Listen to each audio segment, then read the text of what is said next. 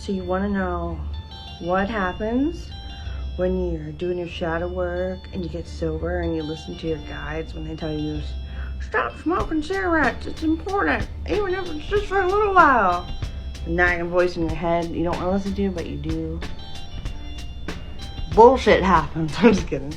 Really cool stuff happens, actually.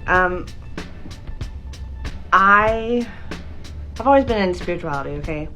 Always, but even in my deepest, dives into spirituality, and I've gotten pretty deep, I pretty much believe anything's possible. But for some reason, anytime I ran across, people talking about Kundalini, I was pass bullshit. Those are those people in California drinking the Kool-Aid, the people that are super cool, do lots of yoga, and I didn't think it was real, but I was about to turn 33 last year, and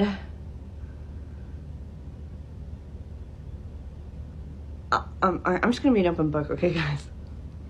I was sober, and I was listening to my guides. They were telling me, don't even smoke cigarettes, and I was antsy. I was I was smoking this vape pen, which is good to know that you can still smoke vape pens, nicotine vape pens, and your Kundalini will still activate.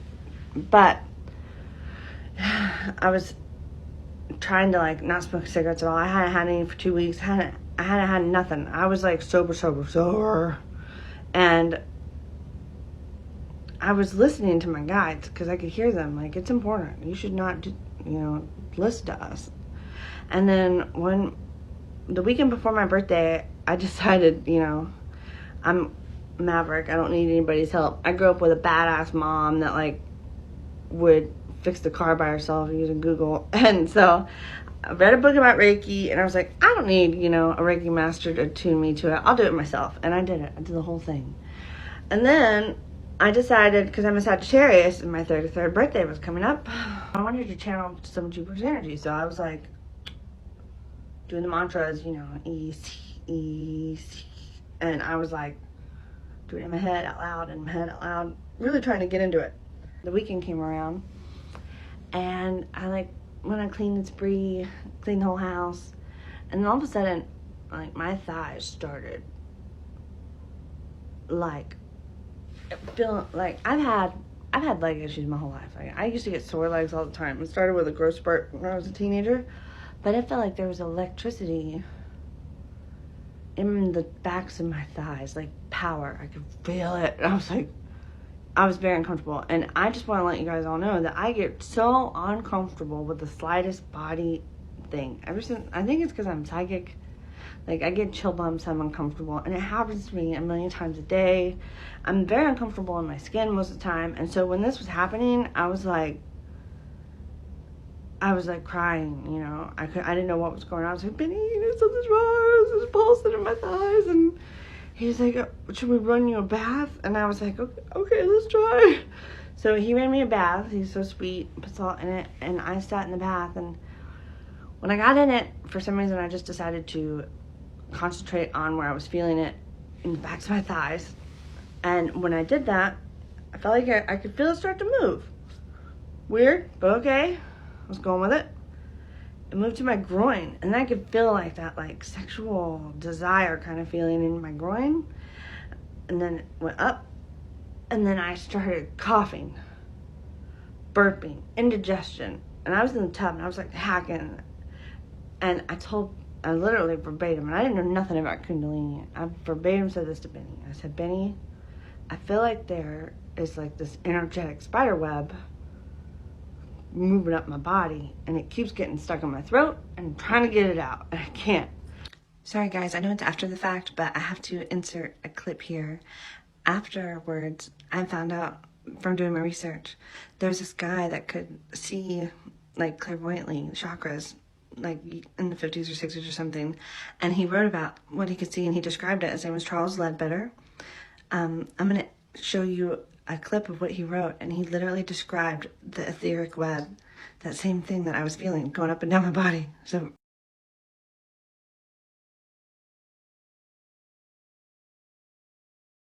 it was intense.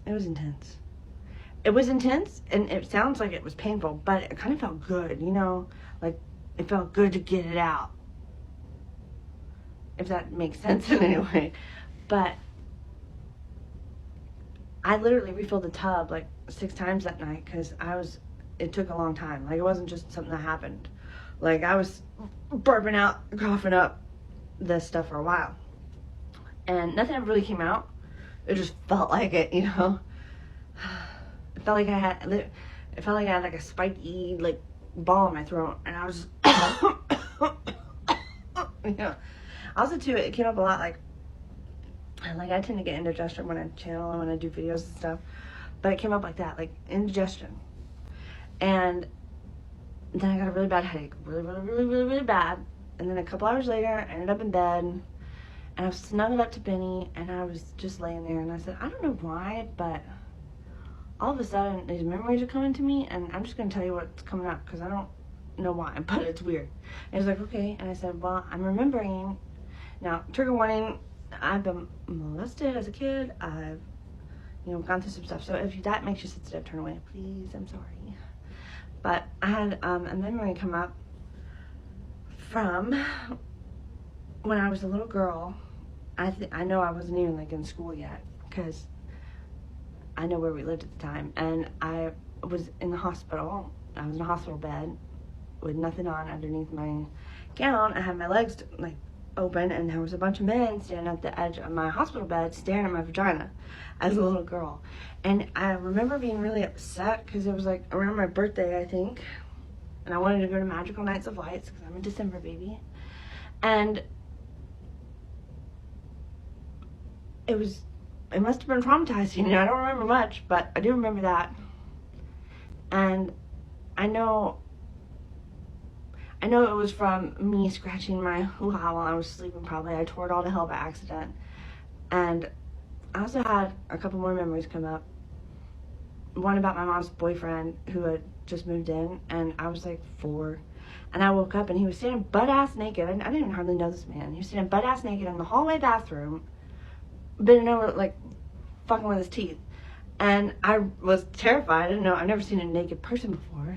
And I ran into the living room, and I put one of these blankets that were on the couch over my body. And it was one of those little knitted ones that had 1,000 tiny holes in it. I was just sitting there I can't see me. And this motherfucker comes in there, hands on his hips, butt-ass naked. He's like, I'm like, oh, you can't see me, Kitty. And I don't know. I don't know why that came up either. I also had one more memory come up with a brother, something that happened to my brother. But it was very weird. And the next day when I woke up, I had done it to myself again. That same thing I did as a little girl that ended me in the hospital. I scratched my vagina all to hell in my sleep. And it was such a strange thing. So the next day I get up and start looking up my symptoms that I experienced, I honestly thought that I was channeling Jupiter's energy because I was trying to do that. And when I was looking up and I typed in spiritual burps and stuff, that's how I landed on information about Kundalinis. And it just blew my mind. They talk about awakenings happening like that. I even found this book, and everything's on my website, guys. If you want to go look, I have a trauma body map where I linked everything to, the pain in my thighs and my wrist the next day, my vagina. It all links to a trauma body map that talks about issues that came up, and they link to those memories that I remembered randomly that night. But everything's on my website. It's in my blog. And it blew my mind. Kundalini's real. And ever since then, this happened right before my birthday, right before December last year. It's now going into June the next year. And ever since that happened, it's the truth, the saying, once one starts, they all go. And I felt them all. And it's very interesting, actually. And I kind of enjoy it. I kind of feel like my soul has jumped back into my body. And I feel like I'm here again. And I was on autopilot or something.